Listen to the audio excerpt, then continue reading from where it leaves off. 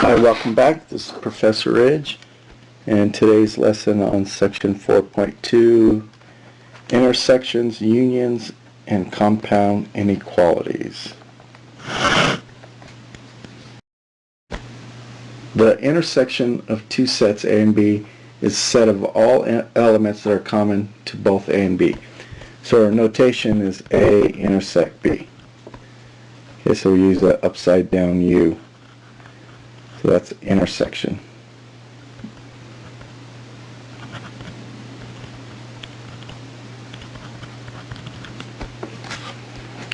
So if I asked you to find okay, so here's an example. Say A is the set 0, 1, 2, 3, 4, 5. B is the set 2, 4, 5, 6, 9. Find A intersect B. Okay, so what we're looking for then is all the things that are common to both A and B. So we look at A and B. So 0 is in A, but is it in B? No. 1's in A, is it in B? No. 2's in both, so we write 2 down. That's in the intersection. 3's not. 4 is. 5's in A, 5's in B. And since there's nothing else in A, I can stop right there. There's nothing else that's common to both. So there you go. Alright, so our next thing is we talk about is the union. Okay, so again, the union of two sets, and we say or, and A or B is the collection of elements belonging to either A or B or both, actually. Okay, so it can belong to A, it can belong to B, or it can belong to both. So if I asked you to find, using the same sets that we just defined, if I said find A union, use the U for union. So this is A union B. Then it's going to be, so what I can do is I can write all of 1 down, A, 0, 1, 2, 3, 4, 5, and I'll put in anything that I haven't written yet that's in B. So 2's there, 4's there, 5's there, then 6, 9. Okay, so that's A union B. So basically it's everything. And if something's in both, you don't write the repeat. You just write it once. Okay, and so when we say the word mathematical and means intersection, or means union. So in math, when we say and, we mean intersection. When we say or, it's union. So I can say A or B, and that would be a union. And if I said A and B, that would be intersection. Okay, so let's find each intersection or union. It's number 12 in the exercise set. So we got the first set's 1, 2, 4, and the second set's 4, 6, 8. So the union would be equal to the set 1, 2, 4, and then put in anything else that's missing. 6 from the second set, 6 and 8. So that's the union, 1, 2, 4, 6, 8. Let's try 18. Now it doesn't just have to be numbers, it can be anything. Sets could be a collection of any objects. So here we got letters, M, N, O, P. We're going to do intersection M, O, P. So the intersection, let's see, M's in both, N is not, O is, and P is. Now notice, if everything in the second set is in the first set, so the intersection of those two sets is just the second set, so that happens. In that case, we would say the second set, MOP, is a subset of the first set, because everything in the second set's in the first set. Alright, let's look at 19. We got 3, 6, 9, 12 for the first set. Intersect with 5, 10, 15.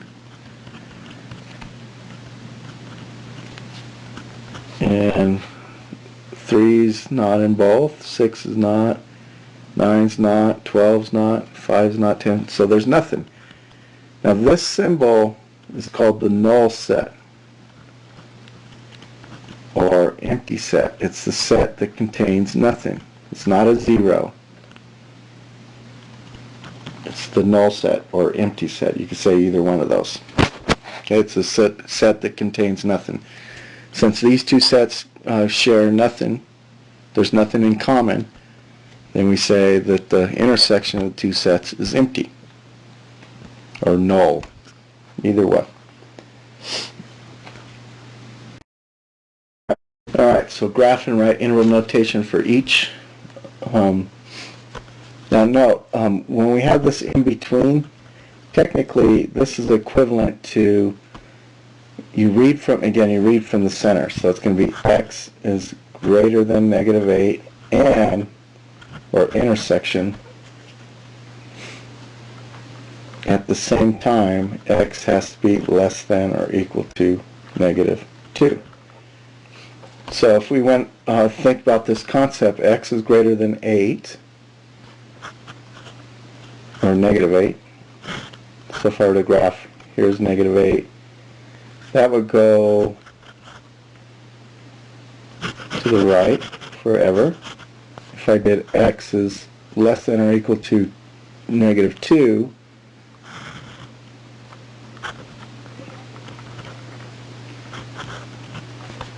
and we'll go to the left. So x is greater than -8 starts at -8, goes to the right. X is less than or equal to -2 starts at -2, goes to the left.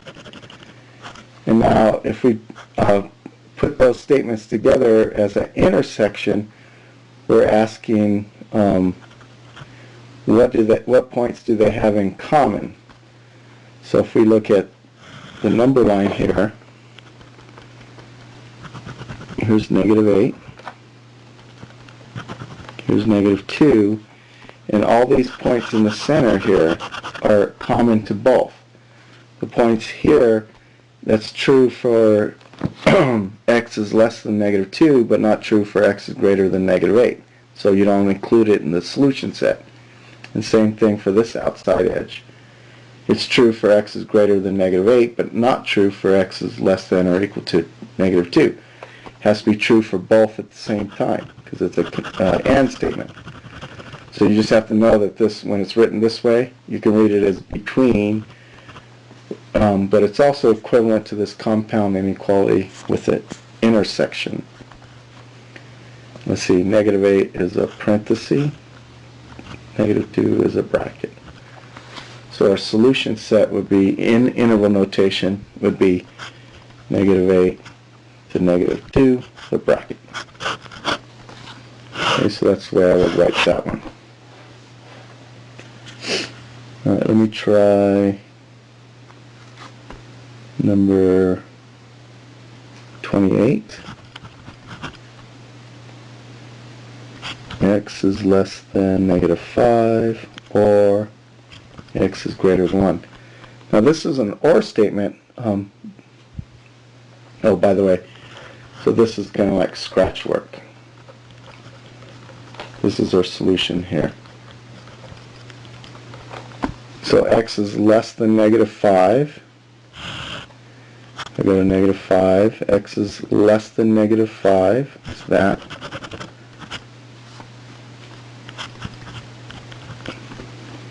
X is greater than 1 would be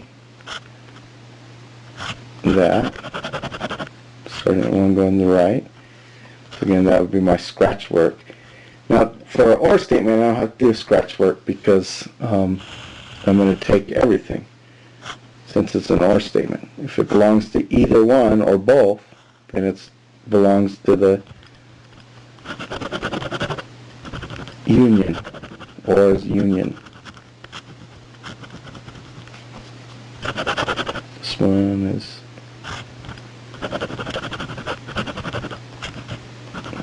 so this is my solution here. Now the way you would write this solution is it's a union, so since you have the two pieces and it's an OR statement, we're going to go negative infinity to negative 5, union 1 to infinity. And we're using parentheses because there's no equal to.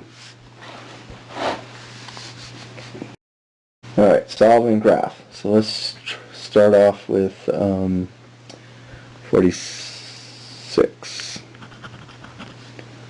So we got negative 1 is less than x minus 3 is less than 5. Now, two ways you can do this. We can convert it saying, alright, let's write the compound inequality.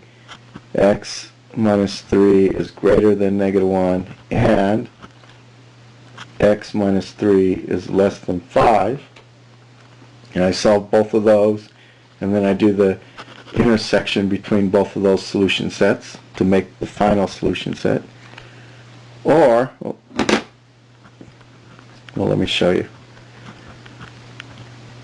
That'd be what? Positive 2? And that'll be 8. So again, and I do the intersection between those two sets,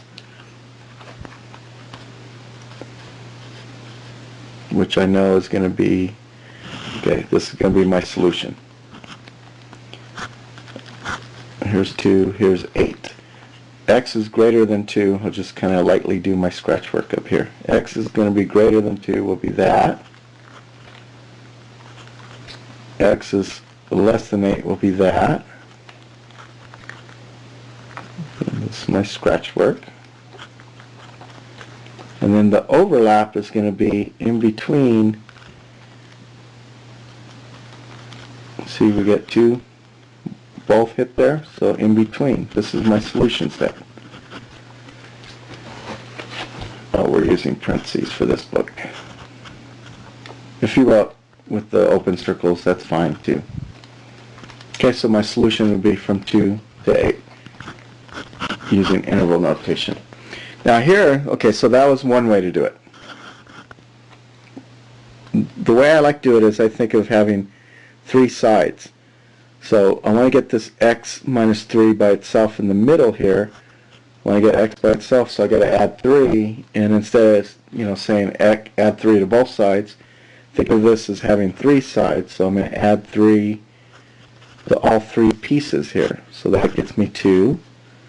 That gets me x, and then that last piece gets me 8. And I know that that's, again, reading from the middle, x is greater than 2, and at the same time, x is greater than 2, and at the same time, x is less than 8. So I want the stuff in between 2 and 8. That's what they have in common. So the solution set is between 2 and 8. So I want to use interval notation.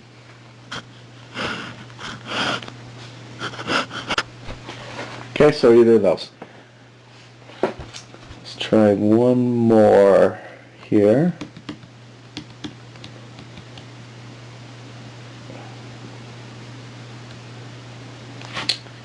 So let's try number...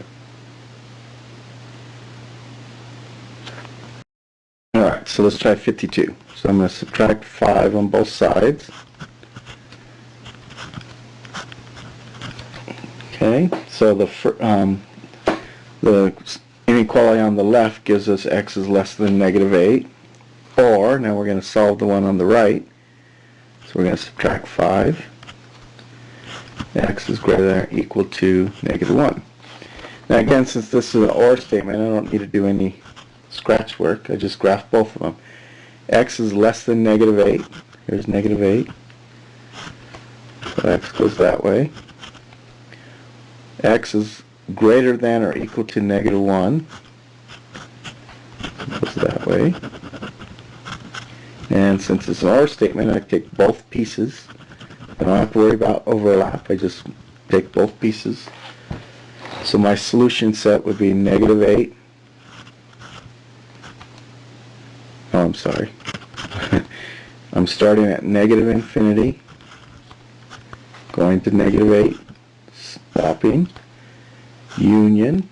Now I'm starting up again at negative 1, going to infinity. So I use a union for both pieces. Alright. Oh, I got to do one more with domains. So see if I can squeeze that over here. Find the domain of F.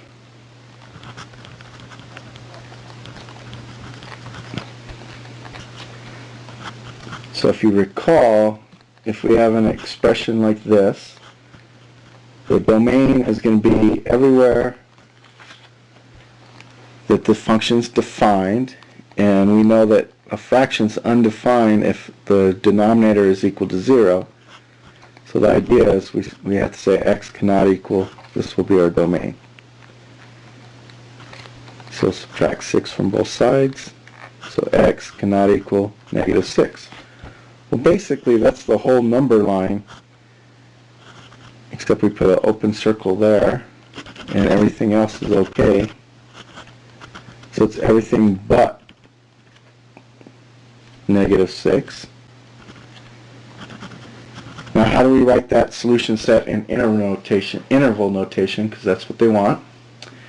And basically you think of it as having two pieces. We have this piece on the left, which is negative infinity to negative 6, the parenthesis, union, and then this piece on the right, which is negative 6 to infinity. And there you go. Okay, so that concludes the lesson for 4.2. Go to my math lab, complete your exercises there, and I will see you next time.